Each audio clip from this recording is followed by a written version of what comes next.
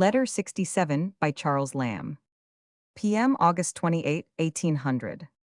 George Dyer is an Archimedes and an Archimagus and a Tycho Brahe and a Copernicus, and thou art the darling of the nine and midwife to their wandering babe also. We take tea with that learned poet and critic on Tuesday night at 5:30 in his neat library. The repast will be light and attic with criticism. If thou couldst contrive to wheel up thy dear carcase on the Monday, and after dining with us on tripe, calves' kidneys, or whatever else the cornucopia of St. Clair may be willing to pour out on the occasion, might we not adjourn together to the heathens, thou with thy black backs and I with some innocent volume of the bell letters, Shenstone, or the like? It would make him wash his old flannel gown, that has not been washed to my knowledge since it has been his the long time. With tears of joy, thou shouldst settle his scruples and unravel his cobwebs, and sponge off the sad stuff that weighs upon his dear, wounded pia mater. Thou shouldst restore light to his eyes, and him to his friends and the public. Parnassus should shower her civic crowns upon thee for saving the wits of a citizen. I thought I saw a lucid interval in George the other night. He broke in upon my studies just at tea time, and brought with him Dr. Anderson, an old gentleman who ties his breeches knees with packthread, and boasts that he has been disappointed by ministers.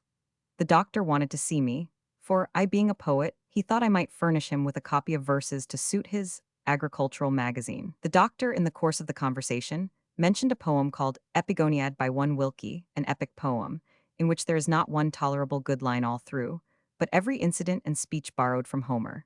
George had been sitting inattentive seemingly to what was going on, hatching of negative quantities, when suddenly the name of his old friend Homer stung his paracranics, and jumping up, he begged to know where he could meet with Wilkie's work. It was a curious fact that there should be such an epic poem, and he not know of it, and he must get a copy of it, as he was going to touch pretty deeply upon the subject of the epic, and he was sure there must be some things good in a poem of 1400 lines. I was pleased with this transient return of his reason and recurrence to his old ways of thinking.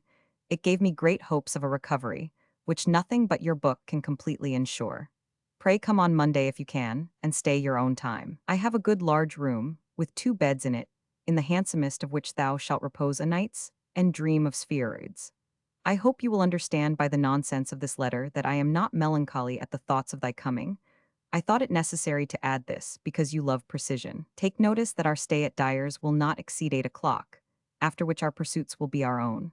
But indeed, I think a little recreation among the bell letters and poetry will do you some service in the interval of sever studies.